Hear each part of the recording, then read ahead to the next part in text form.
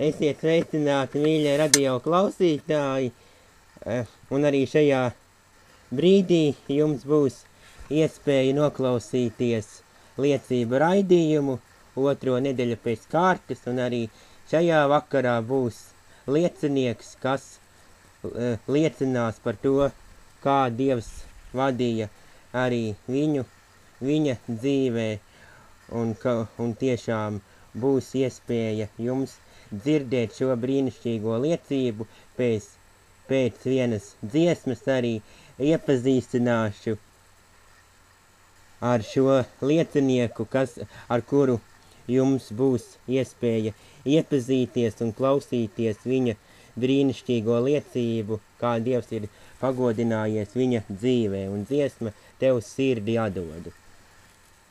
Un tiešām, ja kāds klausās, kas nav atdevis Dievam sirdi, tad tiešām ir pēdējais laiks to darīt, lai skan dziesma.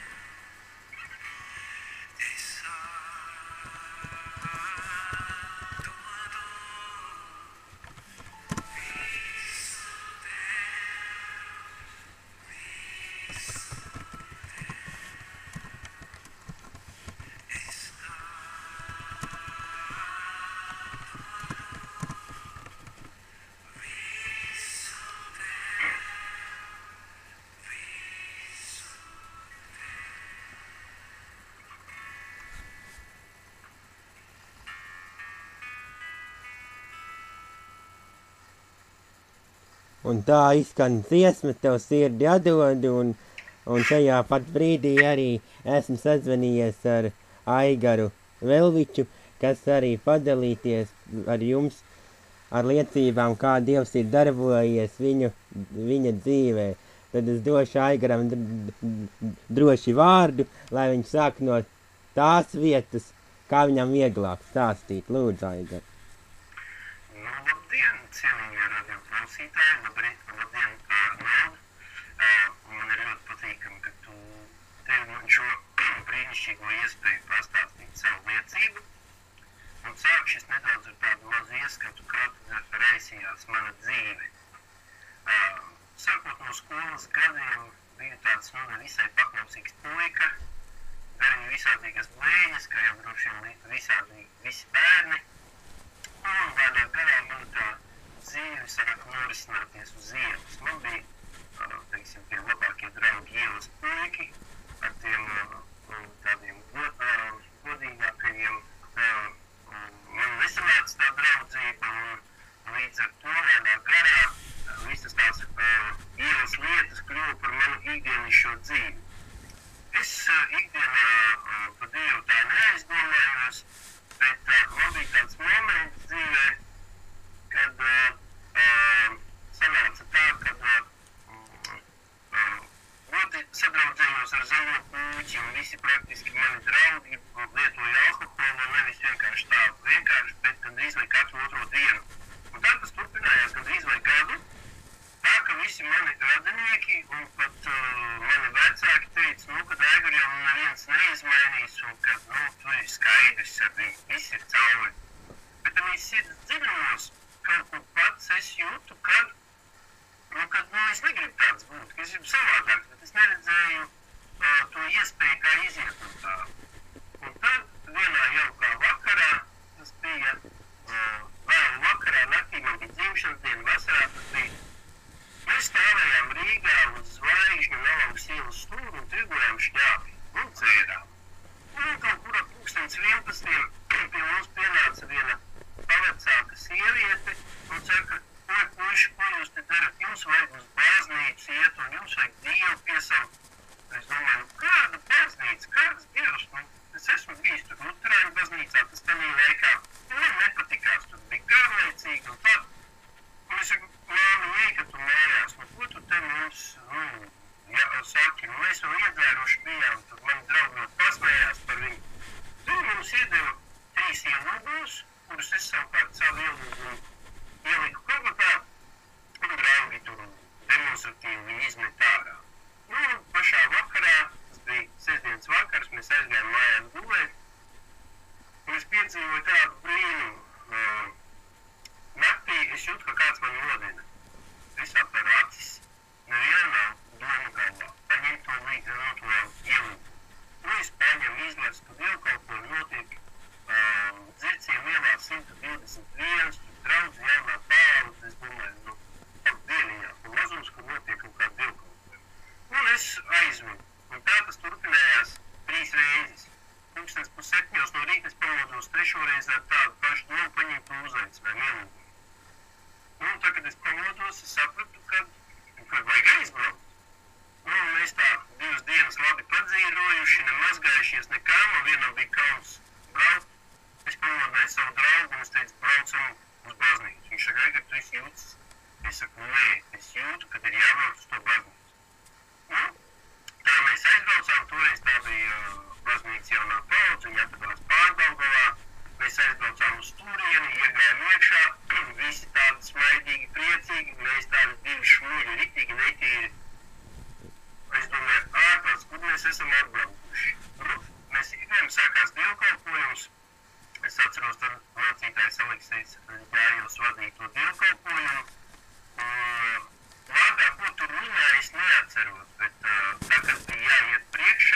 vai tie, kas ir pieņemti Jēzus par kungu savā dzīvē, es zinu, kad es jūtu, ka man ir jāiet, kad tālāk jau nav kur, un pat cik man atkal bija neēt iet, es savu draugu izjūtu gandrīz vai ar varu līdzi, jo es domāju, kā es viens iešu, kad skatīsies visus manī divu, tā kaut kā tomēr ir, drošāk. Mēs izgājām, es pieņēmu Jēzus par kungu, mans draugs arī, un bija tāda sajūta, tā kā akmeņs nokrita no sirds, bet tāpatās es noturēju pret pīpējus un dzēru, un es zinu, kad es gāju tos pirmos soļus, un viss, kas bija jau tanī draudzē, es gāju tam cauri. Un tā pagāja kaut kādi vairāki gadi, 2-3, es mācījos Bībeles skolā, un nogāju tanī draudzē apmēram gadus 8 laikam. Un gribu pateikt tādu lietu, ka biju arī, pat cik skolā biju tāds neklausīju vecākiem un tam līdzīgāk, tad arī draudzēs neklausīju līderiem un darīju visu pa savam, jo man likās, ka es visu varu izlūgt, es visu varu pierunāt, es visu varu. Un tas es visu varu beidzās diezgan bēdīgi. Gribu pateikt tā, ka tanī draudzē es iepazinos ar vienu meiteni, un pat cik es nebiju paklausīgs, mums nebija tīras attiecības, kā mums sludina draudzē, un rezultātā es aprecējos. Kaut gan iekšēji jūtu, ka to nevajag darīt, bet šeit atkal manu lomu uzņēma, kad es visu varu visu izlūgt, man viss izdosies, un es praktiski uz tā pamata, ka es to varu, ja? Es to izdarīju. Un pagāja kaut kāds laiks, gadi 2, un rezultātā viss tas, no kā es baidījos, vai no kā es slēpos, viss tas iznāca gaismā. Mums tās attiecības nebija pareizas sākumā, un viņas pajuka, jo, tā, kad es iepazinos ar meiteni, viņa jau nebija izšķīrusies. Viņa bija tā kā laulība, viņa nedzīvoja kopā, bet viņa bija precējuši. Un tad praktiski pēc ar savu to uzstājību sanāca tā, ka tā meitene izšķīrās, un mēs uz tajiem veciem nepareiziem pamatiem aprecējamies.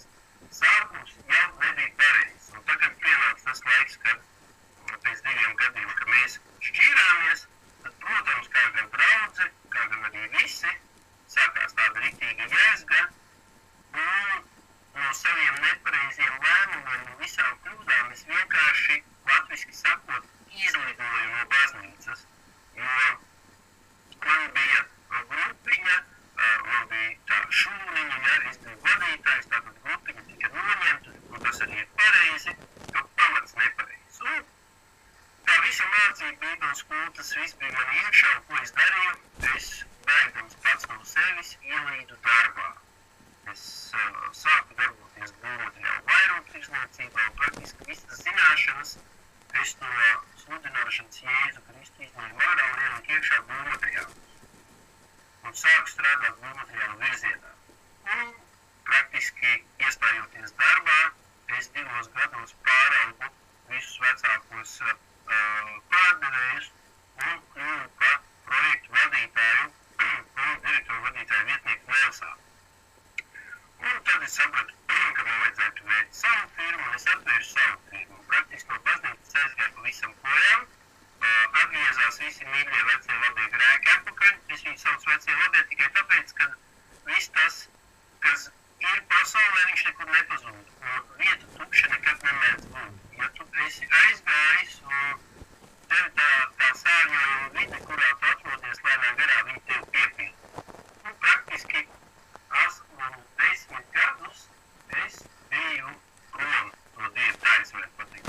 Sirdī es kaut kur it kā jūtu, ka jā, vajag, bet spēka manī nebija, un visas tās vecās lietas mani kaut kā bremzēja. Nu kā es teicu, aiziešu atpakaļ uz baznīcu, un es apprecējos, izšķīros, kā es jau zinu, kā uz visiem skatās, ja tu tiesā nosod, man tā likās, un es negāju. Es zinu, ka ir tāds teiciens, varbūt tās daudz to dzirdējis pirmoreiz, bet pārsvarā to kristieši zina, ka no labas dzīves viens pie Dieva neiet. Un tā arī bija manā ziņā. Man bija bija pravietojumi iepriekš, kad es tur sludināšu un tā līdzīgāk. Tas viss kaut kur apstājās, kaut kur aizgāja, un es to visu biju atmetis jau un biju norakstījis. Man bija iekšēji apziņa, ka es nekad vairs neiešu baznīcā un ka nekad vairs man nebūs kaut kādas tādas attiecības ar Dievu. Bet pagāja tie 10 gadi, ja mums Latvijā nezinu, kurienes atnāca krīze, un visa mana firma ar visām manām lietām nobankrotēja. Man vienkārši nebija izējas. Bija tāda situācija, kad dzīvot nav kur, jo viss, kas bija ielikts biznesā, tas viss pazuda, un vēl es paliku parādā.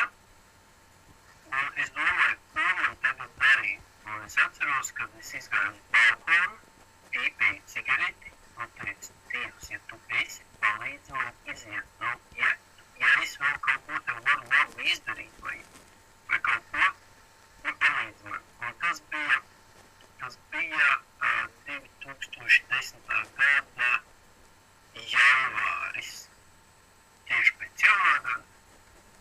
Un cik dīvaini nebūtu, man kā tas draugos uzrakstīja, un tu skaties atkal jaunās paudzes dievkalpojumus, tu internetā esi. Un es skatos, protams, ka es nestos. Vai tu negribētu pastīties?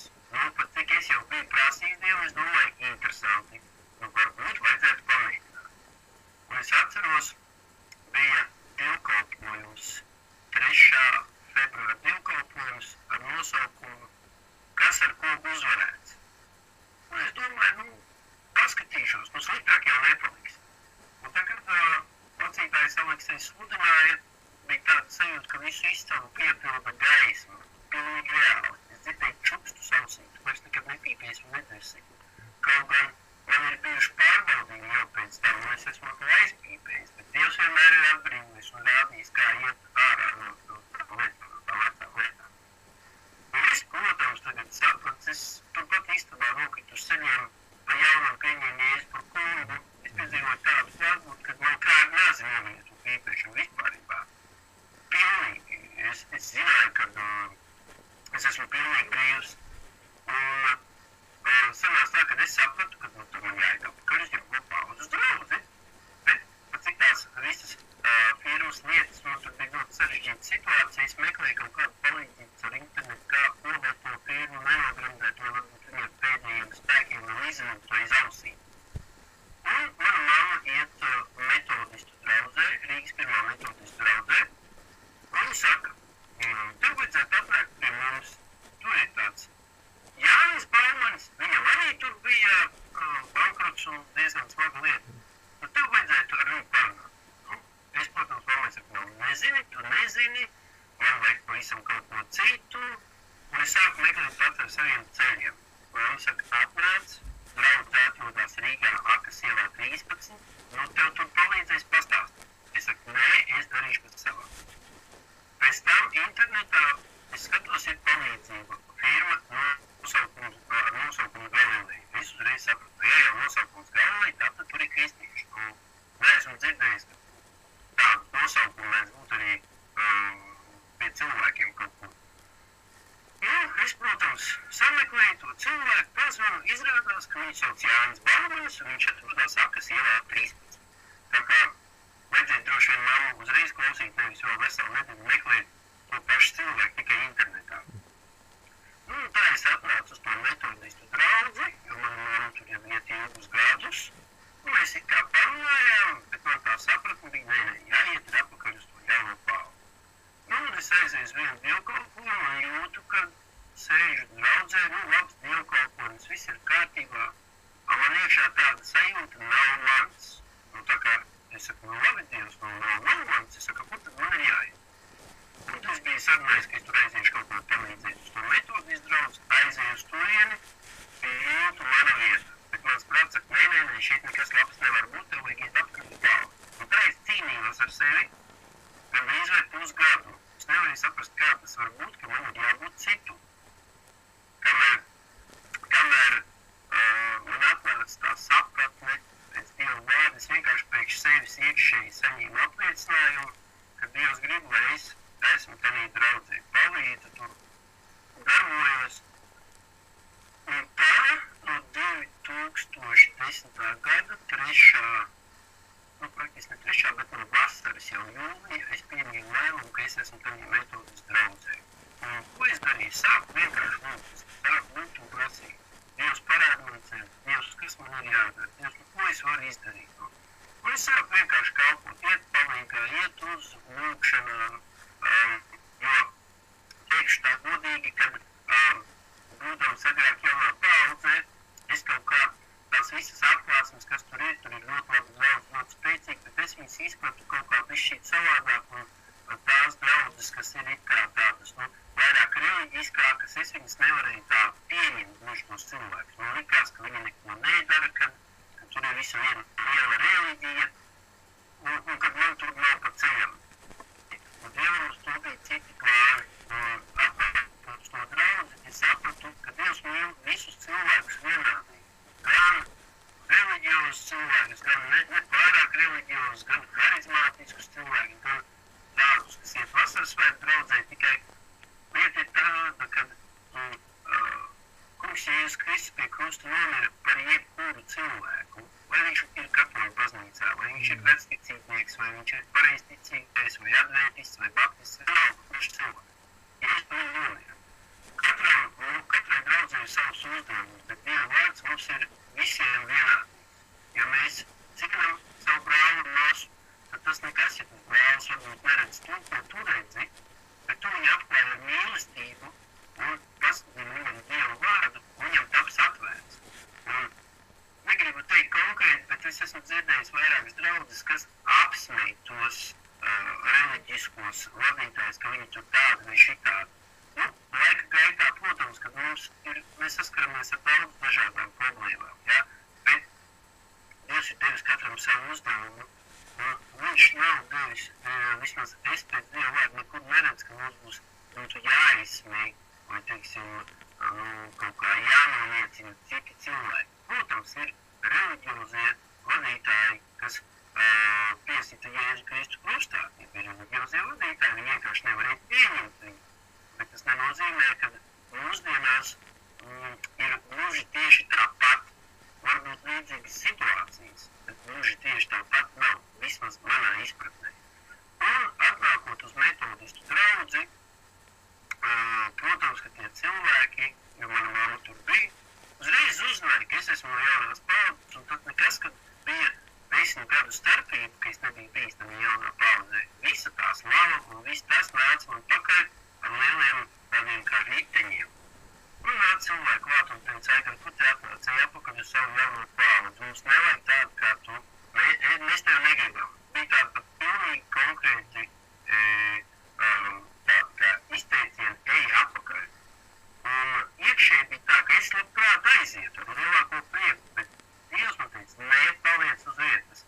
Un man bija tāds diezgan diskomforts, un es nevarēju pieņemt tos cilvēkus. Man bija lūšanas process, un vienā jaukā dienā, es atceros, mums bija lūšanas stunda, un ziniet, kā ir, kad sanāk kopā, teiksim, 10 cilvēku uz lūkšanu, bet tevi nepieņem tādā īstabā. Ja? Vienkārši man atnāca tāda sapratne, ka man vajadzētu pateikt, ka tas, kas nevar mani pieņemt, gan labāk izrunājam tagad un uzreiz, jo kā mēs varam Dievu vienā telpā par kaut kādiem jautājumiem, ja mēs nevaram viens otru pieņemt. Un es to pateicu, un bija pāris cilvēks teica, jā, mēs tevi nevaram un tā, bet esot turklāt, mēs katrs pateicām uz sirds, kā mums ir, un mēs pieņēmām to situāciju tādu, kāda viņa ir. Un Dievs vienkārši atklāja tādu pārdabisku mīlestību laikam, jo, ja agrāk es būtu varbūt salmājies ar tādiem cilvēkiem, jā, tad tagad man atnāca tāda mīlestība, ka es vienkārši teicu, kungs maini viņus, viņi nesaprot, neredz, un tu man šeit ieliek, un lūdzu, pasargā man. Un uz doto momentu ir tā, ka tie cilvēki, kas man nepieņem, tagad ir vislabākie draugi man. Mēs esam kopā lūkšanās. Mēs vienkārši izgājām caur tai situācijai, un Dievs pagodinājās.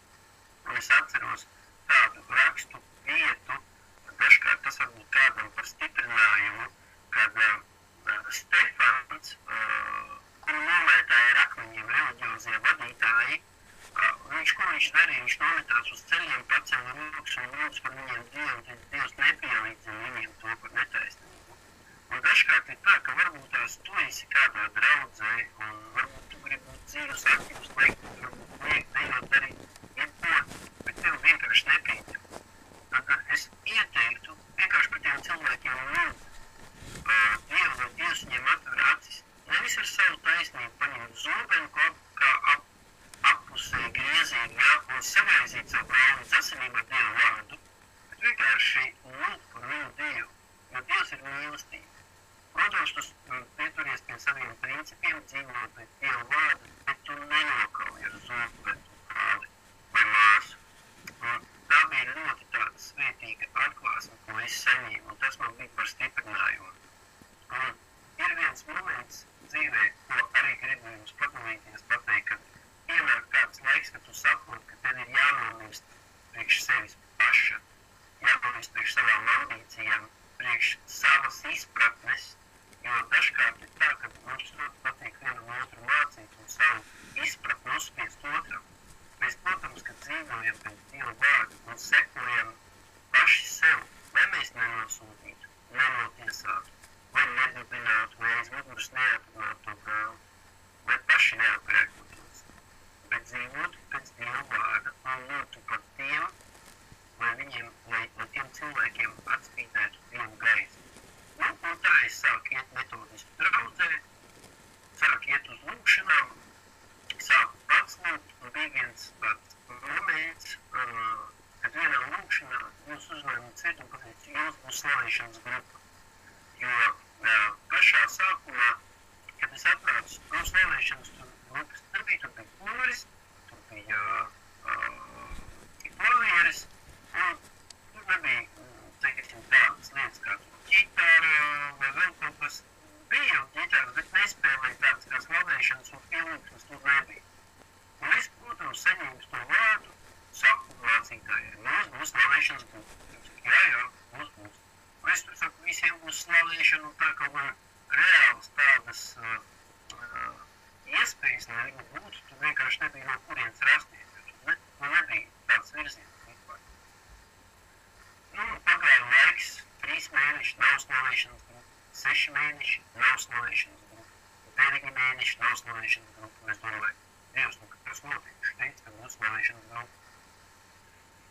Es nestāstīšu visu, kā tas sanāca, jā, kad mums pārāk gari, bet uz doto momentu es varu pateikt, ka mums ir slavēšanas grupa. Mums tiešām ir slavēšanas grupa, mēs pielūdzam, mēs slavējam. Mums katru vakaru, katru otrdienas vakaru, Apkas ielā 13 Rīgā, notiek slavēšanas vakari. Un jau mēs esam apēlā pulkā, mums ir 3 ģitāras, mums ir bungas vispār mums nebija. Tās atnāca ar Dievu svētību. Mums ir cilvēks, kas spēlē flautu.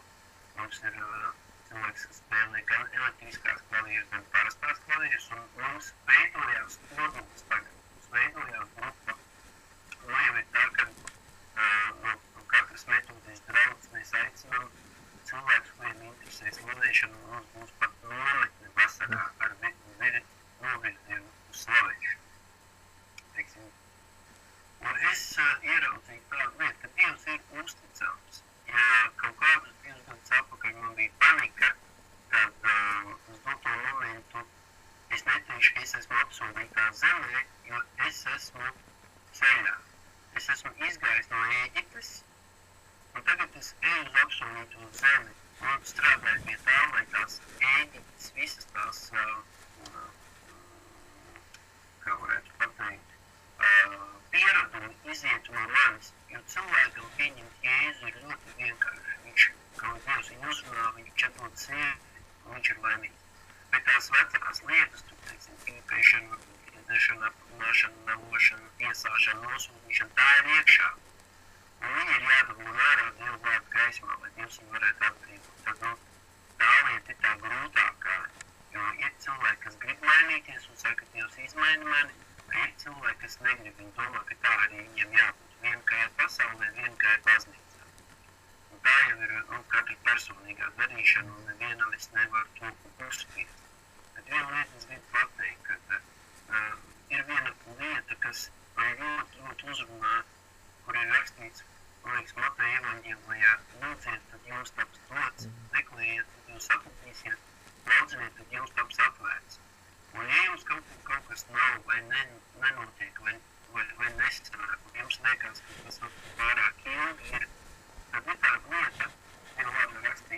jums nav, tāpēc, ka jūs nelūdziet. Un it kā jau to tā ikdienā varbūt neredz, bet tagad tie apstākļi saspiežās, tad mēs tikai saprotam, kur mēs esam. Un es gribu pateikt visiem klausītājiem, ja jūs lūdzat par kādu, kurš varbūt tagad pēr vai negrib nekur nākt, dzīvo izlaidīgu dzīvi, un jūs domājat, es lūdzu, un nekas nenotiek. Bet es jums gribu pateikt, kas tā nav. Lūkšanas strādā. Ir viens moments, kad kaut tiek piepildīts, un viņš ielūk par lūdzamā cilvēku galvu, un cilvēks atgriežās. Nepārstājiet lūgt, jo lūkšana tā ir atslēga atmodai. Lūkšana tās ir atvērtas durvis katram vienam cilvēkam. Un ja arī cilvēks ir bijis draudzē, varbūt bijis līderis, un aizgājis un ir prom, ja Dievs vienreiz ir uzlicis uz viņa zīmogu, viņam noteikti būs otra iespēja. Dievs to iedos. Dievs dos iespēju viņam izbaudīt to dzīvi un redzēt galu galā, kas tas tāds ir, un pēc tam parādīs viņam starpību. Un Dievs manā dzīvē ir iedevis vārdu no Ecēshiela 36. nodaļas, kas praktiski piepildās pie manas dzīves tagad. Un nekad nemetiet kliņķi kļūmos. Tas arī īsumā laikam būs viss. Tas ir apmēram, ko es gribēju ar to pateikt, jo ja mums kaut kā, ja man Arnolds dos kādreiz iespēju vēlreiz uzstāties un kaut ko pastāstīt no sevis, es to ar prieku iedarīšu. Paldies par klausīšanu. Jā, tiešām brīnišķīga liecība. Arī es tagad klausoties, kā Aigars mums tas stāstīja. Un arī tiešām izvēle ir mūsu ziņā. Arī es piekrītu Aigara vārdiem, ka mums katram ir jāpieņem tā vēst no Dieva, un mūsu sirdīs ir jāsaņem, kur tad īsti mēs gribam būt. Vai nu, kā Aigars teica, pie Dieva, vai ar vienu kāju pasaulē, bet tiešām varu teikt, ka pie Dieva ir vienmēr labāk, siltāk. Dievs mūs katru mīl, Dievs par mums gādā, rūpējas, un kā jau Aigars te liecināja, kā Dievs vadīs arī viņu grūtā situācijā, grūtā brīdī.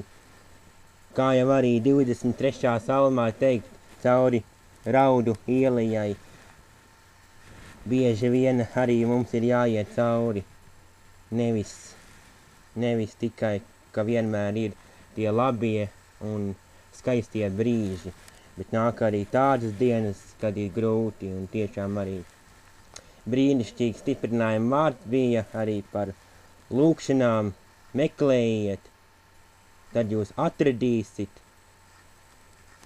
lūdziet, tad jūs dabūsit, un ja klauvēsit, jums atvērs. Tiešām ļoti brīnišķīgi, būsim par meklētāju, būsim par lūdzēju, un būsim tiešām arī par klaudzinātāju katris. Iesim, liecināsim arī tālāk cilvēkiem, kas vēl ir pazuduši. Varbūt Aigaram vēl kāds nobeiguma vārds. Droši, varbūt kāds vēl radio klausītājiem vēl kāds stiprinājuma nobeiguma vārds. Tad dod vēl pēdējo vārdu. Paldies, Arnold, es jau domāju, ka es pateicu, bet labi, 10 minūtēs paņemšu Dievu vārdu.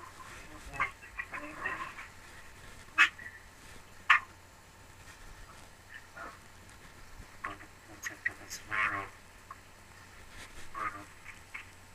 praktiski ir viena ļoti laba lieta, ko es ieteiktu katram ikvienam, tiem, kas zina, ja droši vien man piekritīs, tie, kas nezina, un līdz uzzinās. Man ļoti patīk 91. psalms, un tas bija laiks, kad tas psalms praktiski mani izveda ārā no kaut kādām likstām, un es gribētu viņu mums nolasīt. Ja man mums Droši. Kas dzīvo visaugstākajā patvērumā un visvaru par ēnā, tas saka uz to kungu, mans patvērums un mana pils, mans Dievs, uz ko es paļaujos. Jo viņš mani glābj kā putnu no ķērrai cilkas, pasargā no iznīcinātāja mēra. Viņš mani sedz ar saviem spārniem, zem viņa spārniem es esmu paglābts. Viņa patiesība ir mans vairogs un lūks. Es nebīšos nec briesmu, nec arī būtu, kas Dievu skraida, nec mēra, kas pulcā vienu, nec sērgu, kas pusdienā nolietā. Iepši 1000 krīt man blakus un 10 000 man pa labo roku, taču mani tas neskars. Tiešām tu vēl skatīsi ar savām acīm un redzēsi, ka bezdieviem tiek atmaksāts. Tiešām tu, kungs, esi mans patvērums. Visaugstāko es esmu izraudzījis sev par aizsargu. Nekāds ļaunums man nenotiks, nec kādu nedienu tuvosies manai teltī. Jo viņš sūtīs man savus eņģeļus, mani pasargā, visos manos ceļos. Viņi mani uz rokām nesīs, lai mana kāja nepietūks pie akmeņas. Par lauvām un nodzēm es varēšu staigāt, un es samīšu jaunos lauvas un čūskas. Un tādēļ, kad es viņam esmu stipri pieķēries, viņš mani izglāb, viņš mani paustās, jo es pazīstu viņu vārdu. Un kad es viņu piesaukšu, tad viņš mani paklausīs, un būs man klāt bēdās. Viņš man izraut no tām un cels godā, un dos man ilgu mūžu un parādīs man savu pestīšanu. Es šo psalmu izlasīju tā kā sev, ja? Jo šeit man ir rakstīts savādāk, kad viņš tevi glāb, bet es lasīju, ka viņš mani glāb. Un to psalmu katrs var attīstāt uz savu dzīvi. Un ticiet man, Dievs strādā un darbojās, un es zinu, ka es esmu viņa rokā. Es neesmu perfekts, man ir vēl kaut kādas kļūmes, es dažkārt kaut kur krītu, vai kaut ko nepareizi izprotu, vai vēl kaut kur sagrēkoju, ja?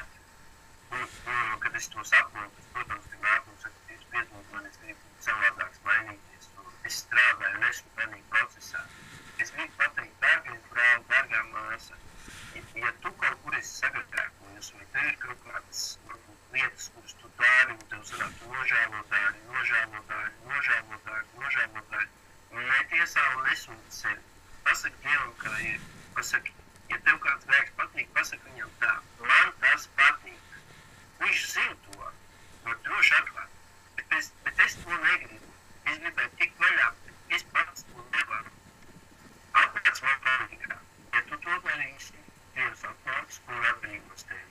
Ja tu slēpsi un teiks, Dievs nožēloja, un tikai atkal izdara kaut ko, tikai atkal izdara. Pasaki taisnīgi, nevar Dievu priekšā. Viņš tev mīl, viņš tev pieņem tādu, kāds tu esi, un viņš zina, kāds tu esi. No ar šiem vārdiem šoreiz es atradīšos, lai jums brīnišķīgi jauka diena, vai tas arī vakars, un uz redzēšanos.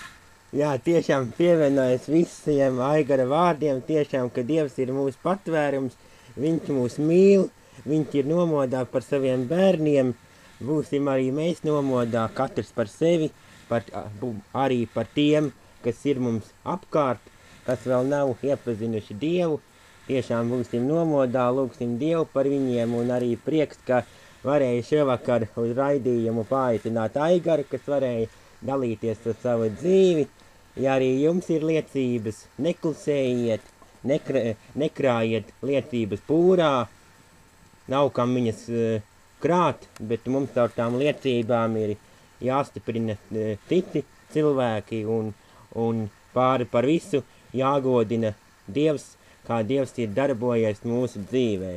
Saku lielu paldies vēlreiz Aigaram un gaidu arī jūsu pieteikumus uz nākamiem liecību raidījumiem, kas skan katru otrdienu. Tad šovakar ar labvakaru visiem!